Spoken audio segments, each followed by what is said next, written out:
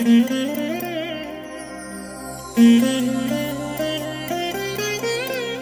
దినం పరము నుండి దిగివచ్చు మాట, ఇది నీ జీవితానికి వెలుగుల బాట, నీ ఒడిలో ఉంచబడిన దీవెనల మూట, అద్భుతాల ఆనంద ఊట.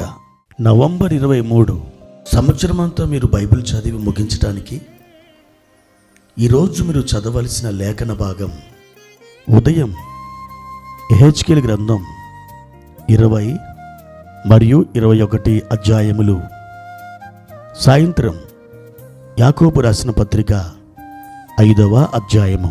ప్రియమైన దేవుని బిడ్డలారా, ఈ ఉదయకాల సమయంలో ప్రభు యొక్క కృప మీకు తోడైయుండునుగాక.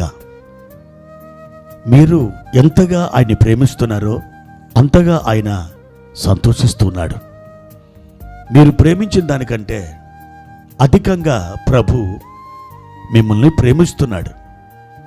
ప్రియ దేవుని బిడ్డలారా, ఈ దినం మీరు చేయగోరు ప్రతి పనిలో ఆయన తోడై ఉండి మీకు విజయాన్ని ఇవ్వబోతున్నారు. మీ ఆలోచన యావత్తును ఆయన సఫలపరచబోతున్నారు. నీరు కట్టిన తోట వలె మీరు ఉండబోతున్నారు. ఒక ప్రవాహ జలం ఎత్తైనటువంటి స్థలం నుండి దాని పల్లం వైపుకు వడివడిగా ఎలా ప్రవహిస్తుందో, దేవుని యొక్క ప్రేమ కూడా ఆ విధంగా ప్రవహిస్తూ మీ దగ్గరికి వస్తూ ఉంది. ఆయన కృప కూడా అదే విధంగా మీ దగ్గరికి వడివడిగా ప్రయాణిస్తుంది. మీరు దిక్కులేని వారు కాదు, మీరు ఒక అనాథ కాదు. ఆయన అన్నాడు, నేను మిమ్మల్ని అనాథలుగా విడవను, నేను మీ వద్దకు వత్తును అన్నాడు. తన మాట ప్రకారం ఆయన చేసే దేవుడు కదా. కాబట్టి ప్రియ దేవుని బిడ్డ, ఈ మాటలు ఈ టైంలో నువ్వు వింటున్నావంటే ఆయన నీతో ఒక ప్రత్యేకమైనటువంటి ఉద్దేశం కలిగి మాట్లాడుతున్నాడని నువ్వు గ్రహించాలి. ప్రియ సహోదరుడా, సహోదరి, ప్రభునందు మీరు ధైర్యంగా ఉన్నారా? నిరీక్షణ కలిగి ఉన్నారా? అయితే మీ నిరీక్షణ తప్పకుండా ఆయన సఫలం చేస్తాడు. దేని విషయమై మీరు విచారపడవద్దు. ప్రభు కృపలో మీరు ముందుకే సాగి వెళ్ళండి. పరిశుద్ధ గ్రంథంలో నుండి ఒక మాట చదువుకుందాం. 130వ కీర్తన 7వ వచనం. ఇశ్రాయేలు, యెహోవా మీద ఆశ పెట్టుకొనుము, యెహోవా యొద్ద కృప దొరుకును, ఆయన యొద్ద సంపూర్ణ విమోచన దొరుకును. చాలాసార్లు మనం మనుషుల మీద ఆశ పెట్టుకున్నాం కదా. ఆ విధంగా ఆశ పెట్టుకొని మనం అనేక పర్యాయములు మనం నిరసిల్లిపోయినాం, నిరుత్సాహపడ్డాం, నిరాశ ఊబిలోకి మనం దిగిపోయినాం. అయితే మనుషుడు మనుషుడే. అతడు ఎంత నీతిమంతుడైనా, అతడు ఎంత ఘనుడైనా, మాట తప్పని వాడండి అని చెప్పబడుతున్న నీతిమంతుడైనా, ప్రియ దేవుని బిడ్డ, ఎప్పుడో ఒకప్పుడు అతన్ని నమ్మి మోసపోయే అవకాశం తప్పకుండా ఉంటుంది. అయితే మన ప్రభు అయిన యేసుక్రీస్తు వారు అలాగూ కాదు. ఆయన తన పిల్లలు తన మీద ఆశ పెట్టుకున్నప్పుడు వారి ఆశను తప్పకుండా ఆయన తీరుస్తారు. ఎందుకనంటే యెహోవా యందు భయభక్తులు గల వారి కోరిక ఆయన నెరవేర్చును అని రాయబడింది. వాళ్ళ ఆశ తీర్చును అని చెబుతున్నాడు. మీరు దేని గురించి ఆశ కలిగి ఉన్నారు? దేని గురించి కోరిక మీరు కలిగి ఉన్నారు?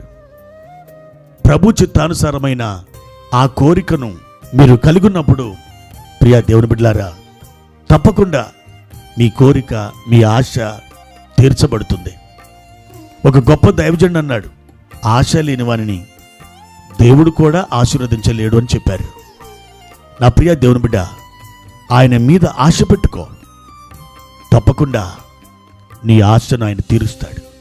ఆశ గల ప్రాణాన్ని ఆయన తృప్తిపరుస్తాడు.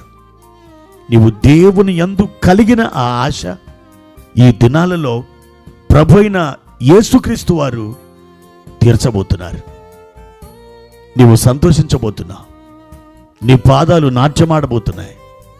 నీ నోరు హర్షించబోతుంది. నీ నోటి నిండా నవ్వుండబోతుంది. నీ ముఖములో ఒక చిరునవ్వు నాట్యమాడబోతుంది.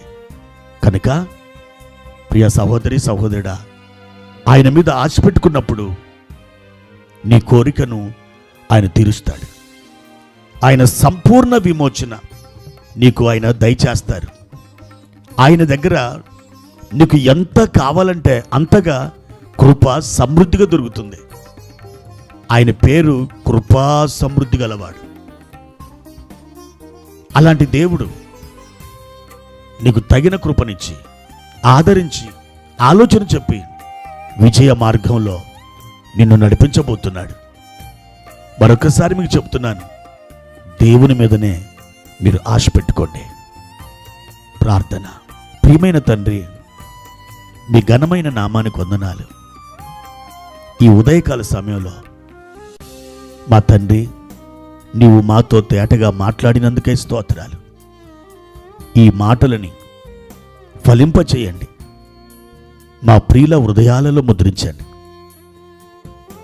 వారి జీవితంలో అద్భుతాలు చేయండి. వారు మీపైన ఆశ పెట్టుకుని ఉన్నారు. వారి ఆశను తీర్చండి. సంపూర్ణ విమోచన అనుగ్రహించండి. కావలసిన కృపతో నింపండి. మీరు దీవించి బలపరిచి వర్ధిల చేయమని ఘనత మహిమ ప్రభావాలు మీకు మాత్రమే చెల్లించుకుంటూ యేసు నామములో అడిగి వేడుకుంటున్నాము తండ్రి. ఆమెన్.